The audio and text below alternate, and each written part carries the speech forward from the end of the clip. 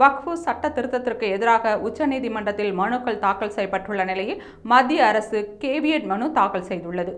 திருத்தப்பட்ட வக்ஃபு மசோதா கடந்த வாரம் நாடாளுமன்றத்தின் மக்களவை மற்றும் மாநிலங்களவையில் தாக்கல் செய்யப்பட்டு குரல் வாக்கெடுப்பு மூலம் நிறைவேற்றப்பட்டதை அடுத்து குடியரசுத் தலைவர் ஒப்புதல் பெறப்பட்டது. ஆனால் வக்ஃபு சட்டத்திருத்த மசோதா ஜனநாயக நாட்டில் அனைத்து குடிமக்களுக்கும் சம உரிமை மற்றும் முழுமையான மத சுதந்திரத்தை அளிக்கும் நாட்டின் அரசமைப்பு மீதான நேரடி தாக்குதல் என தெரிவித்து திருத்தப்பட்ட வக்ஃபு சட்ட மசோதாவை அமல்படுத்தக்கூடாது என கோரி உச்சநீதிமன்றத்தில் பல்வேறு வழக்கு தொடரப்பட்டுள்ளது. வக்ஃபு சட்ட திருத்தத்திற்கு எதிராக தாக்கல் செய்யப்பட்ட வழக்குகளின் விசாரணை வரும் 15ஆம் தேதிக்கு பட்டியலிடப்பட்டுள்ள நிலையில் மத்திய அரசு இவ்வழக்கில் கேவியட் மனுவை உச்சநீதிமன்றத்தில் தாக்கல் செய்துள்ளது. திருத்தப்பட்ட வக்ஃபு சட்டத்திற்கு எதிராக தாக்கல் செய்யப்பட்டுள்ள மனுக்கள் மீதான விசாரணையின் போது தங்கள் தரப்பு வாதங்களை கேட்ட பிறகு எந்த உத்தரவையும் உச்சநீதிமன்றம் பிறப்பிக்க வேண்டும் என்று கேவியட் மனுவில் மத்திய அரசு தெரிவித்துள்ளது.